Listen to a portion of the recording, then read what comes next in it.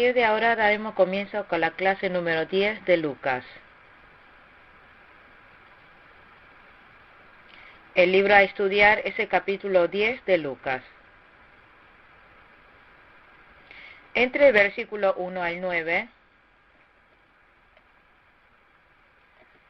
Jesús envía a los 70.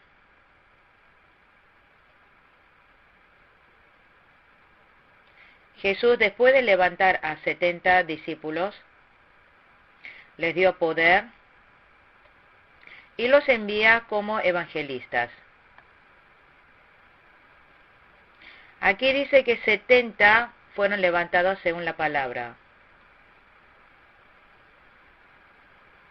En esto me parece que no estaban incluidos los 12 discípulos. Los 12 discípulos eran entrenados especialmente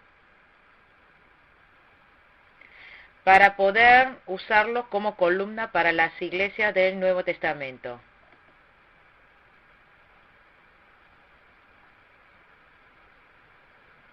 Aquí los 70 discípulos son levantados para llevar el Evangelio a tierras lejanas.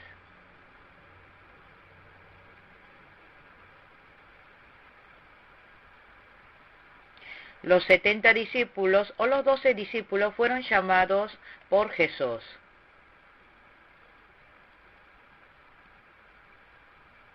También habían sido llamados con la tarea de evangelizar. Únicamente solo diferían en el llamado y la importancia de cumplir el llamado. Por lo tanto, es importante cumplir cada uno el llamado que tiene. Jesús, cuando envió a los 70, les dio poder y los envió.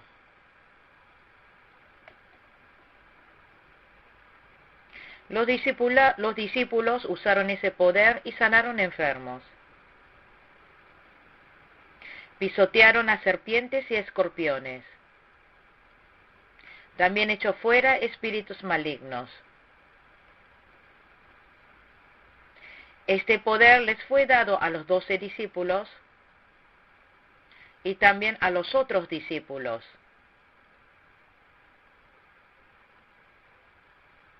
También hoy a nosotros nos ha dado este poder. Podemos sanar así a muchos enfermos. Podemos echar fuera demonios. Salvar a los oprimidos espiritualmente.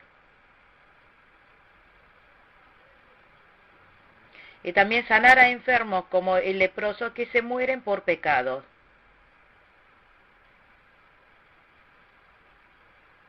Todo aquel que tiene el llamado de evangelizar ha recibido gran poder. Dice en la palabra de hoy que los envió de a dos. También aparece así en el libro de Mateo 18:20. Dos personas significa, habla de la comunidad, de la comunión junto con Jesús. También dos significa el número de testigos uno del otro.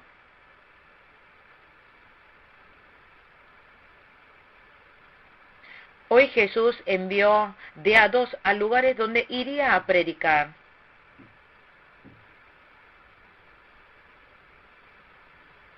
Después de que los discípulos fueran a anunciar que el reino de Dios estaba cerca, después iría Jesús llevando la palabra, esto tendría mayor efecto. Hoy en el versículo 2,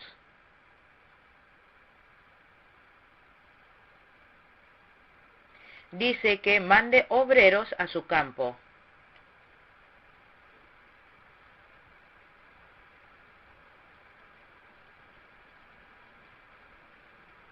Si en el tiempo final no se levanta la cosecha, ésta se perderá.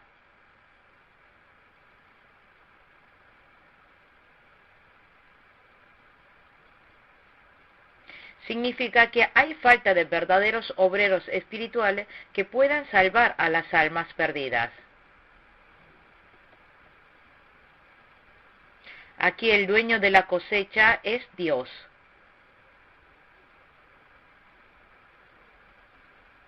Es orarle a Dios para que se apresure a levantar obreros.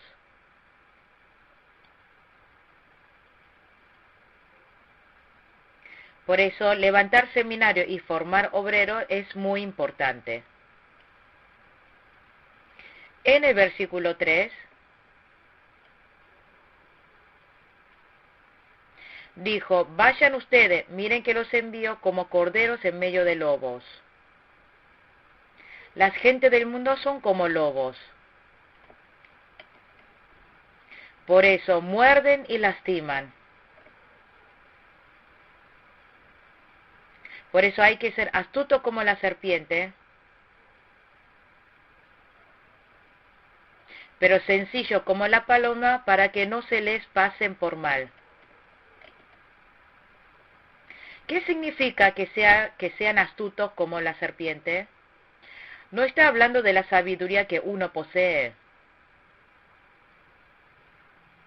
sino que habla de la astucia del diablo que está fuera de uno. Aquí significa que los fieles no deben actuar según su propia sabiduría,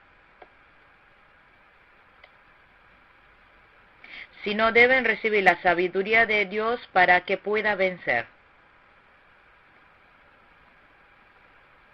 La sabiduría de Dios viene de la palabra de Dios.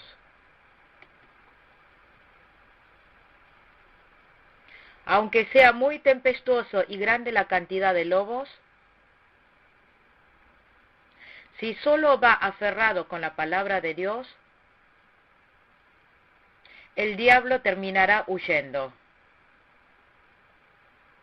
Dice que sea sencillo como paloma. Representa que es manso, limpio y puro la paloma.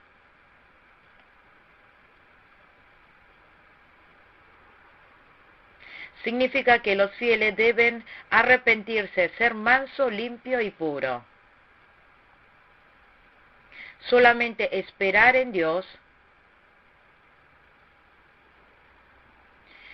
señala la vida que es controlada y guiada por la soberanía de Dios. Dice que el cordero que está en medio de los lobos depende exclusivamente de su pastor. No separarse del pastor es no ser comido por el lobo.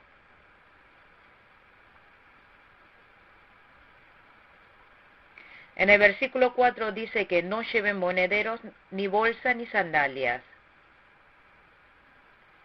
Monedero es obtener plata. La bolsa es de la comida.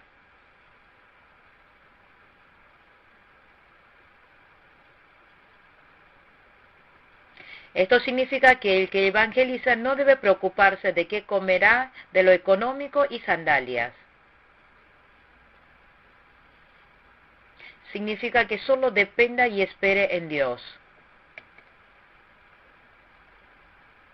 Que no saludara en la calle no es prohibir saludar en la calle.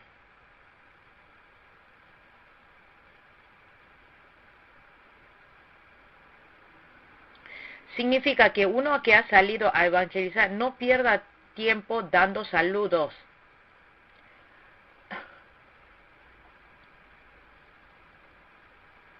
Que no quiera acomodarse a consentir a las personas para caerle bien.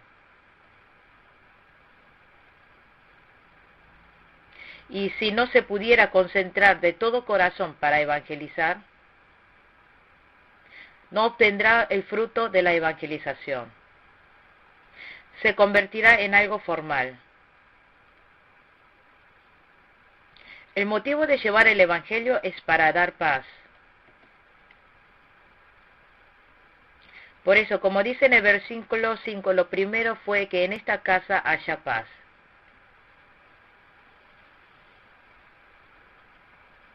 Los que llevan el evangelio son los que llevan la paz.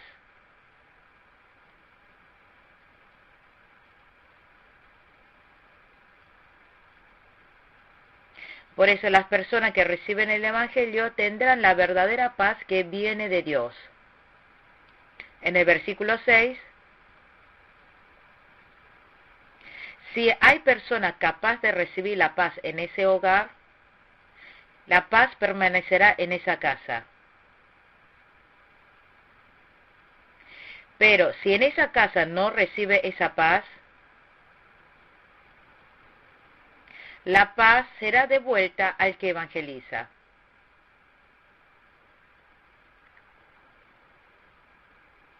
Porque la paz que es dada en el nombre de Jesús jamás se perderá.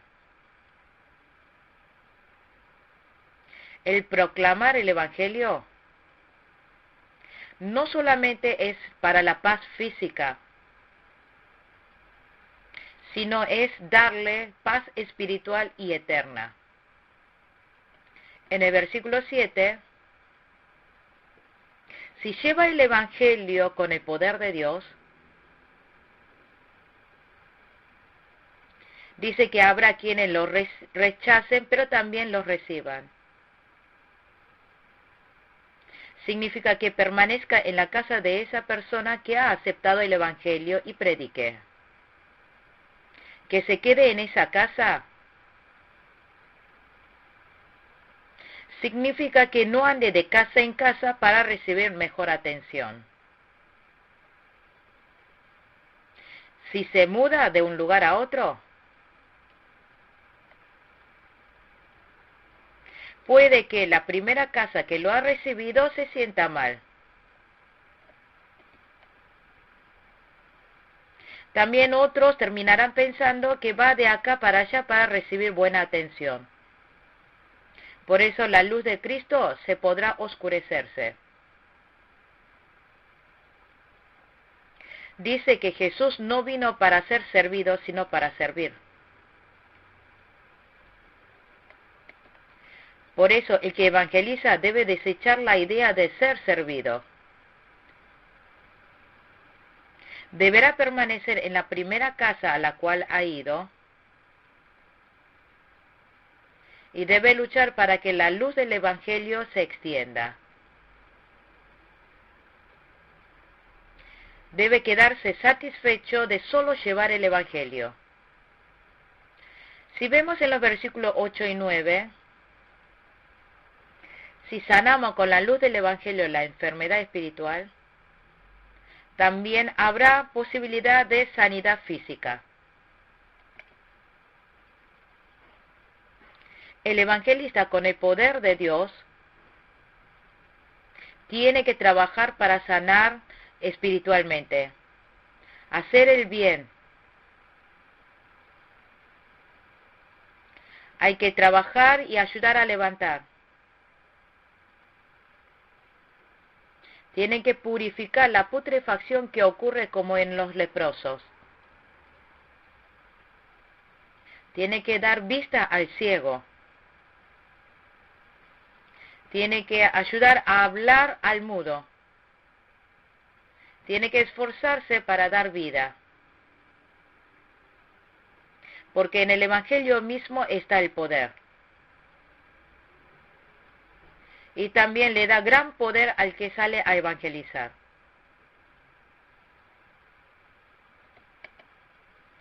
Pero no debe centrarse en sanar lo físico únicamente. Entonces el poder de Dios se irá y será desechado por Dios. Entre los versículos 10 al 16,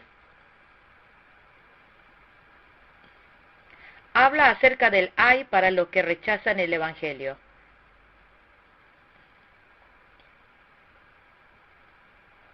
Habla de que no debe recibir ningún servicio del que no recibe el Evangelio.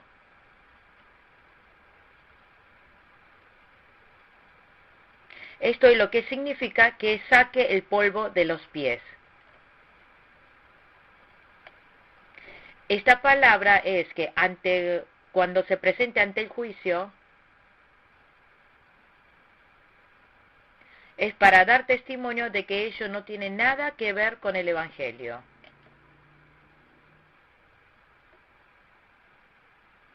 Por eso dijo que sacudiera el polvo hasta de los pies. En el versículo 12 dijo que el castigo de Sodoma era más aceptable. Los que no recibieron el Evangelio significa que serán castigados peormente que Sodoma. Porque Sodoma fue destruido sin escuchar el Evangelio, pero ellos, aún escuchando el Evangelio, no se arrepintieron. Está señalando que también habrá en el infierno la diferencia entre los sufrimientos.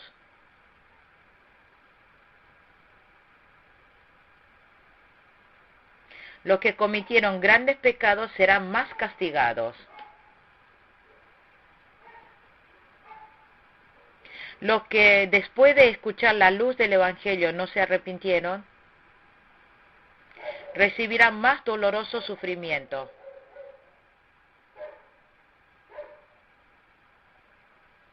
En los versículos 13 y 14 dice que hay del que hay en Corazín y Betsaida. Corazín y Betsaida son ciudades que están alrededor de Galilea. Está cercana a Capernaum. En el versículo 11-20 de Mateo,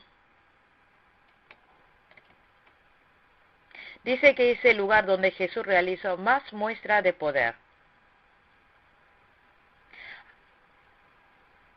Aún viendo el gran poder de Jesús por no arrepentirse,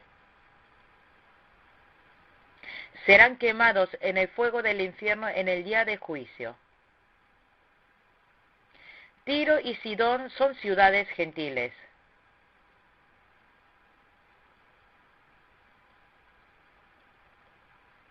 Es una ciudad destruida por no haber recibido el Evangelio.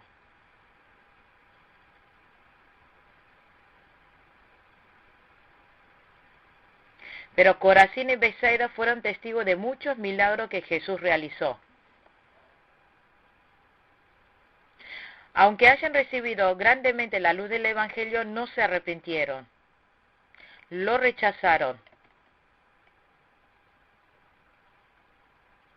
Por eso dice que recibirá peor castigo que Tiro y Sidón.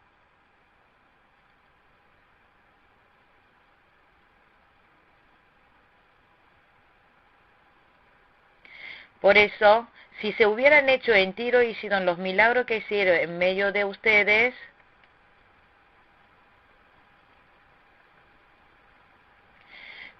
se habrían arrepentido con grandes lamentos.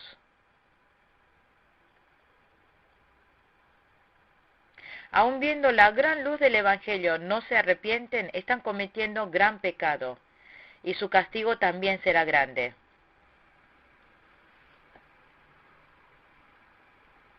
En el versículo 15 dice, ¿y tú, Capernaum, acaso serás levantada hasta el cielo? Capernaum es el lugar donde Jesús llevó la palabra. Si ellos hubieran arrepentido y aceptado y creído en la palabra de Dios, hubieran tenido una gran gloria en el cielo. Pero porque no creyeron, hasta cayeron en los fuegos del Hades.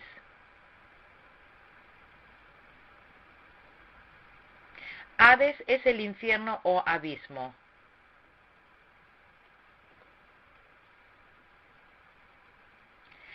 Uno no se hace grande porque tiene cosas externas importantes.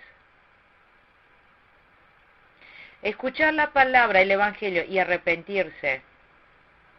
Será engrandecido si está bien parado sobre la palabra.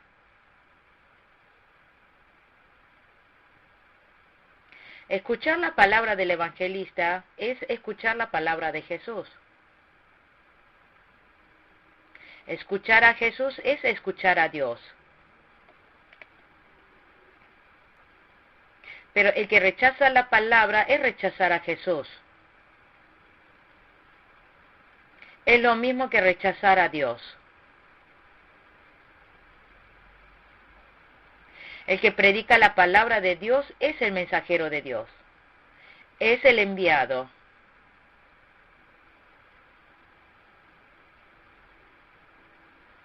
Así que cuando la palabra sea proclamada, tiene que recibirla como que Dios se lo está dando. Entre los versículos 17 al 20, habla acerca del reporte de los 70.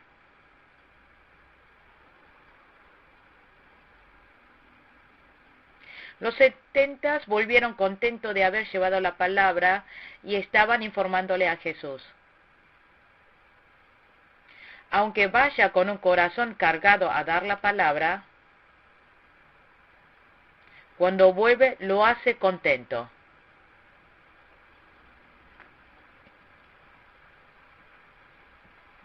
Cuando lleva la palabra dependiendo del poder del Señor, los enfermos se sanarán, los débiles se harán fuertes, los muertos resucitarán.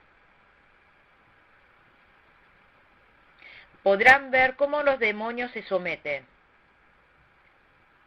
Aquí habrá grande gozo. Pero los que no llevan la palabra no tiene esta clase de experiencia de alegría y poder.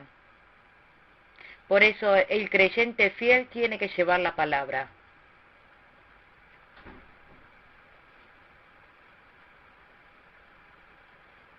Dice en el versículo 18 que el evangelizar, veía a Satanás caer del cielo como un rayo.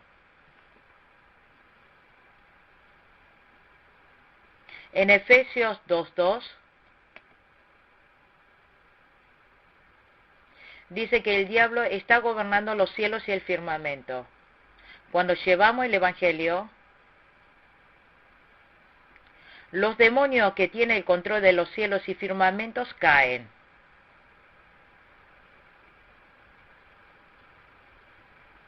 Cuando llevamos la palabra creyendo en el poder de Dios y dependiendo de Él, se puede conquistar el poder del demonio, que caiga como rayo del cielo. Cuando cae el rayo da miedo, pero cuando ya ha caído no es nada. Igualmente el diablo parece algo fuerte, pero a través del evangelio cuando cae ya no es nada.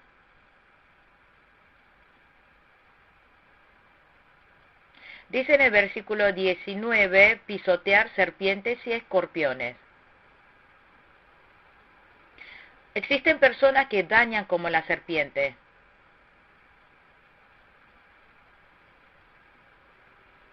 Está diciendo que personas que lastiman como escorpiones también serán conquistadas y pisoteadas. Dios le dio este poder al que evangeliza. Si tan solo avanza dependiendo de Dios y esperando en la palabra, no habrá quien se le contraponga. Vencerá y seguirá venciendo. Pero en el versículo 20 Jesús dijo, que no se alegren de que sometan a los espíritus, sino que se alegren de que sus nombres estén escritos en el cielo. El hecho de que el nombre esté escrito en el cielo significa que el espíritu del que está predicando ha crecido mucho. El nombre de los escogidos dice que ya está anotado en el libro de la vida desde la creación. Está escrito esto en Salmos 139:16. Por eso ese nombre está hablando de la personalidad. Cuando evangeliza, esa persona está creciendo. Por eso en el cielo será alguien grande. Cuando el espíritu crece y crece su carácter espiritual, también se hará grande la gloria y el galardón en el cielo. Pero si el espíritu no crece, no tendrá espíritu. Por eso hay que alegrarse de que su nombre esté escrito en el cielo. En los versículos 21 al 24,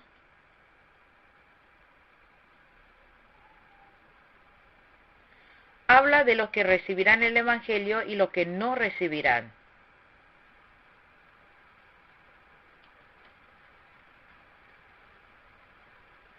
En el versículo 21 dice, Padre, Señor del cielo y de la tierra. Significa que es el dueño, el que tiene el control y es soberano de todos los del cielo y la tierra. Los que dependen de su propio conocimiento, sabiduría y solo se interesa en sí mismo, no podrán recibir el Evangelio.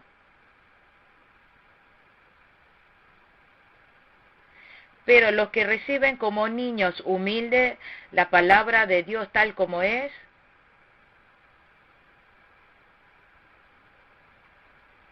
llegarán a conocer el secreto del cielo y la creerán.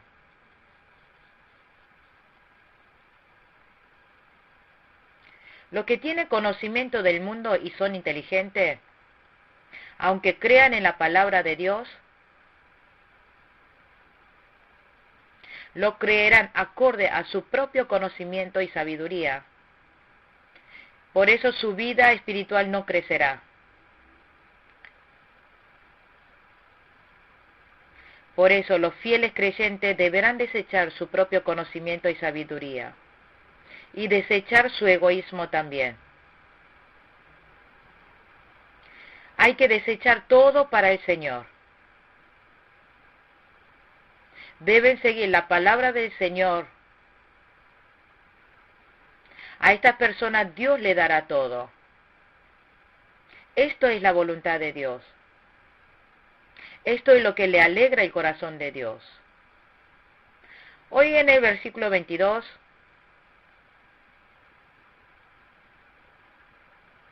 dice que conozca todo de Cristo es el tiempo del Señor.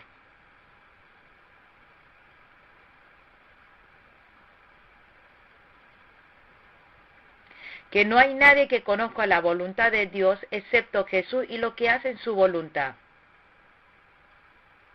Esto es una relación divina. Esto es un secreto divino.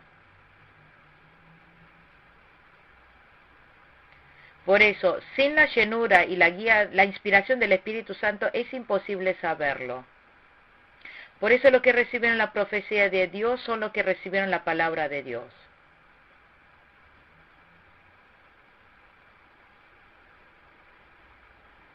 Solo los que recibieron la palabra de Dios son los únicos que pueden saber acerca del Cristo enviado por el Padre.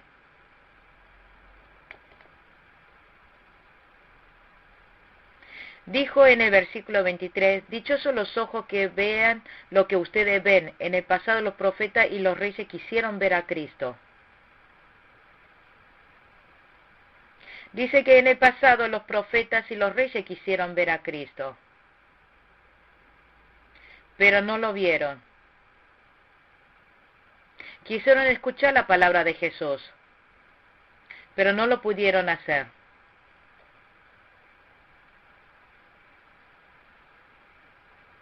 Lo que más querían los reyes y profetas ver,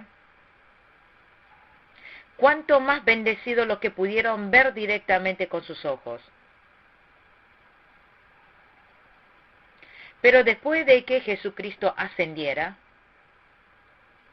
dijo que es más bendecido aquel que cree sin haberlo visto. Así está registrado en el libro de Juan, capítulo 20, 29. Dijo, bendecido aquel que cree sin haberlo visto. Esto es, aunque con los ojos humanos no puedan ver a Jesús, que es más bendecido aquel que lo puede ver espiritualmente. ¿Cómo estamos ahora? Es bendecido aquel que cree a Jesús como su Salvador. Bendecido es aquel que escucha esa palabra. Cuando escuchamos la palabra de Dios, está el obrar del Espíritu Santo. En el libro de Hechos, capítulo 8, cuando Felipe le hablaba acerca de la palabra al etíope, obró el Espíritu Santo. Por eso el etíope se conmovió y se bautizó.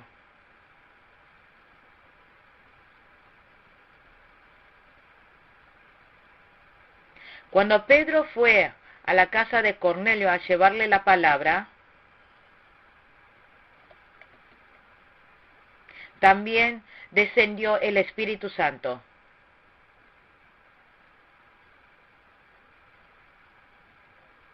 Por eso es bendecido aquel que escucha el Evangelio de Dios.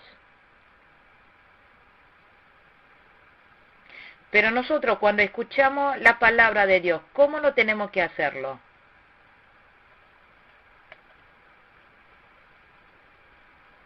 Primeramente debe escucharlo como la palabra que Dios le da a uno directamente. En segundo lugar, debe escucharlo espiritualmente. Tercer lugar, debe escuchar movido por el Espíritu Santo. En cuarto lugar, arrepentirse de lo que debe arrepentirse y esforzarse por querer vivir según la palabra emitida. En los versículos 25 al 37, habla acerca del buen samaritano.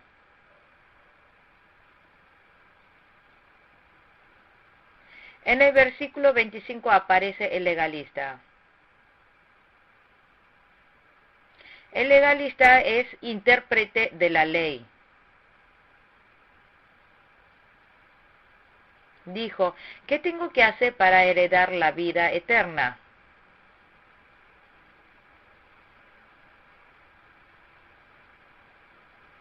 El experto de la ley tenía intenciones de ser salvo por medio de la obra.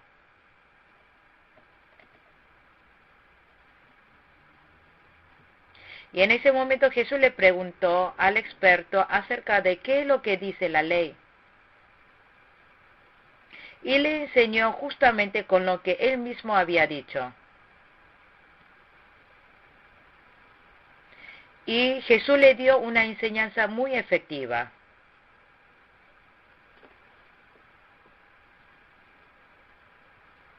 En el versículo 27, el experto respondió como estaba escrito en la ley, en forma correcta. La primera parte de la respuesta está en Deuteronomio 6:5. Y la segunda parte está en Levítico 19:18. Estos son los mandamientos centrales de la ley. Estaba acorde a la idea de Jesús.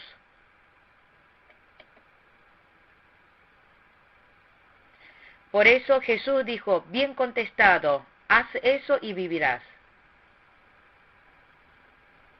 ¿Por qué Jesús le habrá respondido de esta manera? No fue para que por la ley se pudiera tener la salvación, sino que la vida eterna viene de creer en Jesucristo. Porque la ley es el maestro de la ley que lo lleva a Cristo. Eso está en Gálatas 3:24. Todo el Antiguo Testamento da testimonio de Cristo. ¿Cuál es la razón de la existencia primordial de la ley? es ayudar a creer en Jesús como su Salvador. El experto de la ley era conocedor amplio de la ley. Era maestro que enseñaba los mandamientos, pero no conocía el verdadero sentido y propósito de la ley.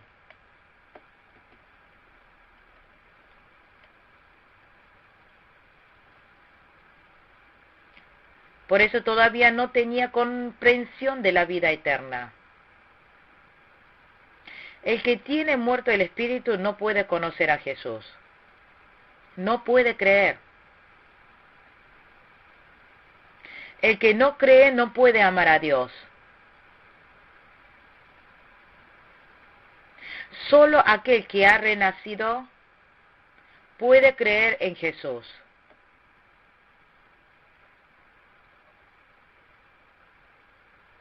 Solo aquel que cree en la obra salvífica de Jesús puede amar a Dios. Solo puede amar a otro el que tenga amor de Dios en su corazón. Por eso debemos entrar en el amor de Dios.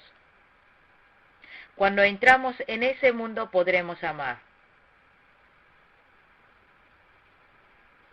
Es cuando podemos decir que amamos a nuestro prójimo como a nosotros mismos. En el versículo 29,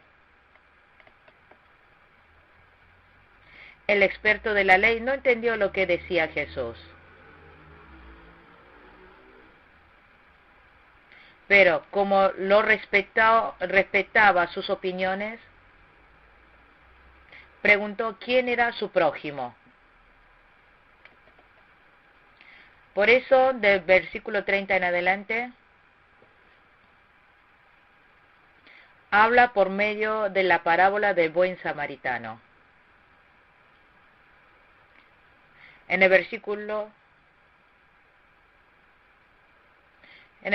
30 dice, bajaba un hombre de Jerusalén a Jericó.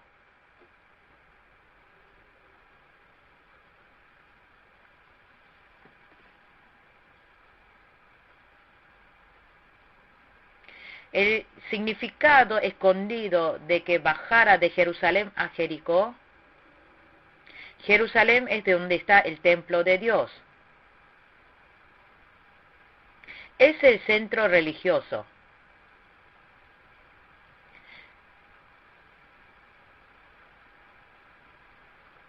La ciudad de Jericó es la tierra maldecida por Dios por los pecados.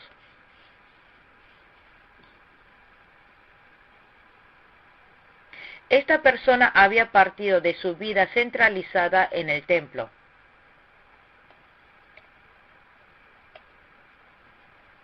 Salió de allí para obtener las cosas del mundo y se encontró con ladrones. Por eso todo le fue robado. Y le golpearon por todos lados. Había sido lastimado y estaba a punto de morir. Había sido desechado. El ladrón es el diablo.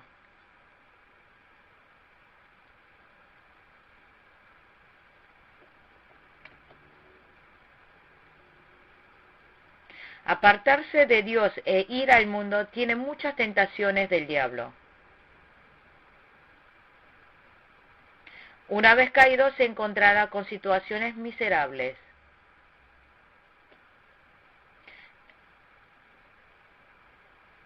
Dice en los versículos 31 al 32 que el sacerdote y levita se pasaron de largo.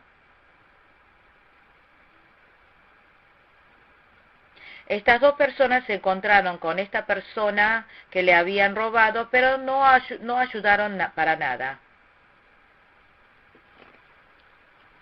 El sacerdote es representante religioso de Israel para pedir perdón por sus pecados. Y Levítico es aquel que trabaja en el templo.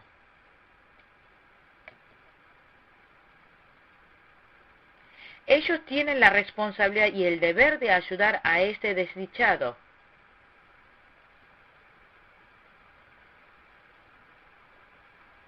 pero no lo ayudaron,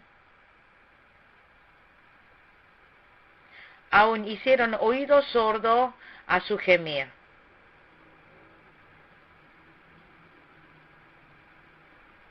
Es un gran pecado no hacerse responsable de lo que tiene que hacer.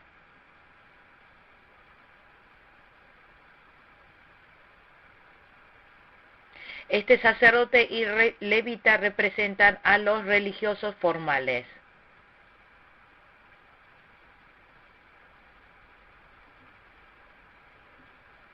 Solo por formalismo religioso no pueden sanar las heridas provocadas por el diablo. No pueden salvar a lo que se está muriendo.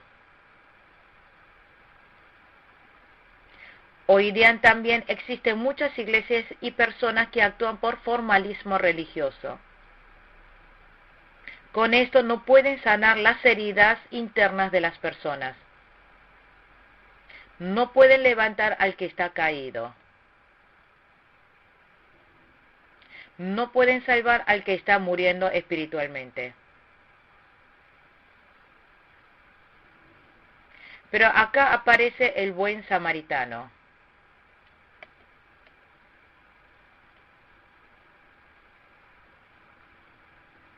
Este samaritano, viendo a este judío que lo desprecia, con el corazón amoroso tuvo compasión.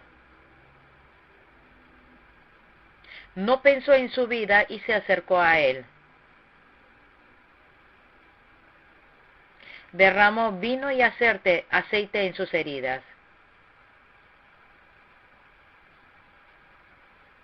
Lo vendó y lo montó sobre su propia cabalgadura. Esta persona se fue a pie y llegó al pueblo para ayudar. Este samaritano es Jesús. ¿Por qué vino Jesús a este mundo?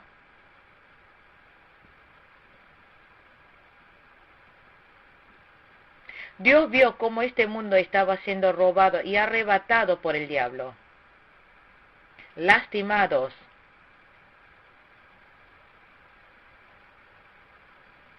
Tuvo compasión de lo que estábamos caídos y para rescatarnos vino.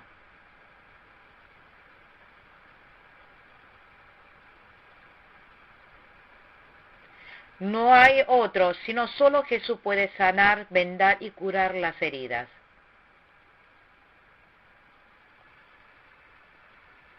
Cristo sana todas nuestras heridas. Ablanda nuestros corazones endurecidos. Levanta al alma caída.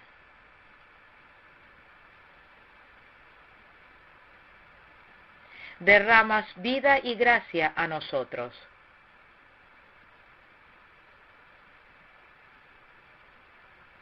Hoy día también nosotros debemos actuar de esta manera semejante a Jesús. Habla hoy acerca de vino y aceite. Aceite simboliza la gracia divina. Vino representa la verdad de la salvación. Jesús, con la gracia del Espíritu Santo, con la palabra de la verdad de la salvación, sana nuestras enfermedades.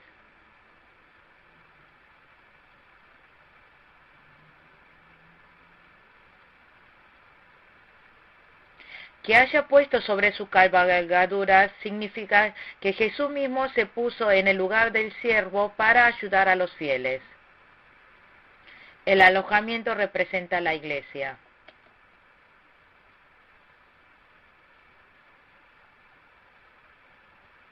Jesús sana al que está lastimado, herido y gemiendo de dolor.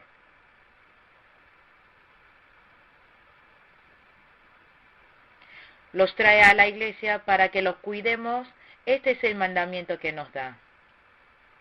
En el versículo 35 dice que dio 2 denarios.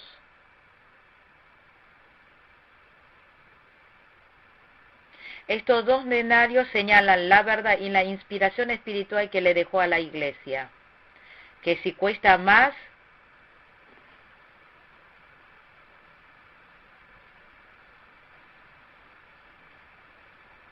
que por la obra y el esfuerzo que le ha entregado a la iglesia, está hablando del esfuerzo, dedicación, vida y sacrificio.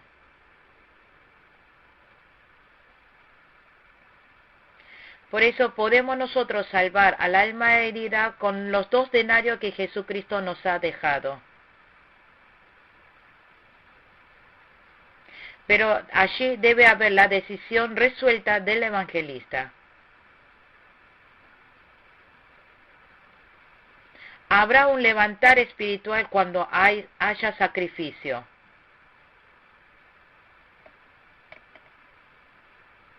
En el versículo 36 dijo, ve y tú haz lo mismo. Significa al que está enemigo que vaya y lo haga amigo. Nosotros también, siendo semejante a Jesús, tenemos que hacer amigo al que no ha sido, para así extender el reino de Dios. En los versículos 38 al 42, habla acerca de María y Marta. Jesús, cuando llegó a la ciudad de Betania,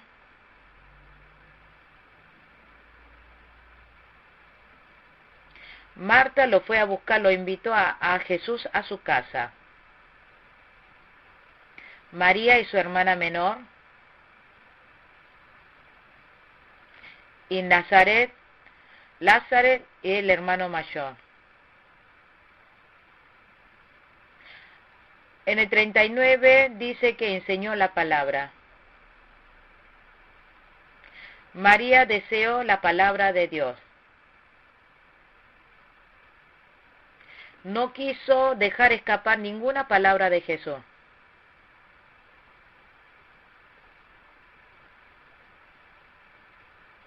Pero Marta estaba muy preocupado preparando la comida para Jesús.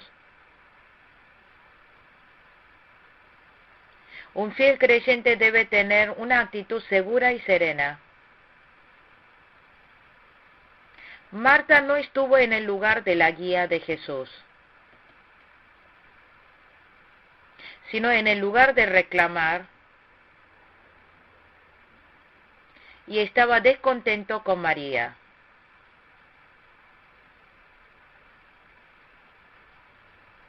Por eso dijo, Señor, ¿no te importa que mi hermana me haya dejado sirviendo sola?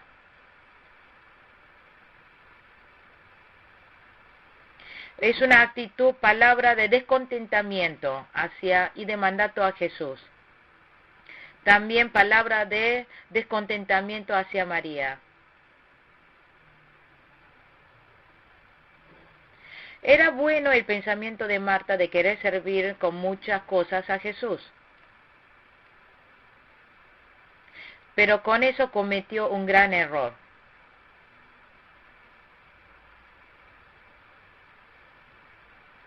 El gran error que cometió Marta fue que en el momento de escuchar la palabra, estaba preparando la comida.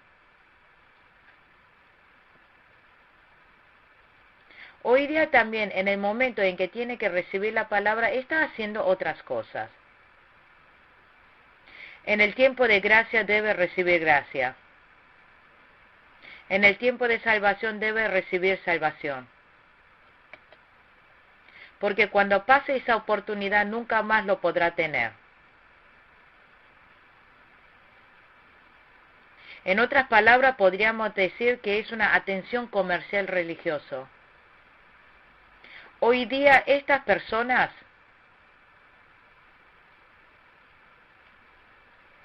consideran más importante el negocio que la palabra de Dios y Jesús. Nosotros, más que los negocios, debemos considerar más importante estar a los pies de Cristo y escuchar su palabra. con esa palabra formar vida y formar su propia persona. Jesús le dijo a Marta,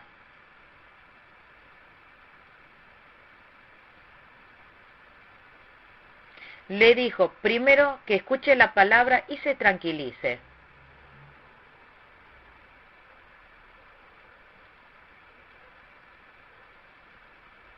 Pero felicitó a María que había elegido lo que es necesario, que ha escogido lo mejor. Solo una es necesaria y es la palabra de Dios.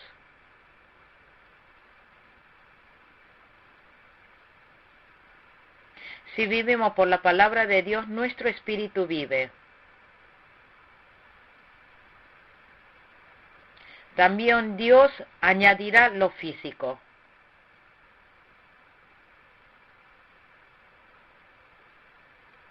Primero es importante tomar la palabra de vida.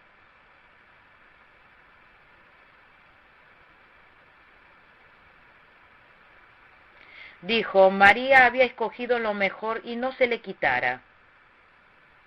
Aunque otras cosas le fuera quitada,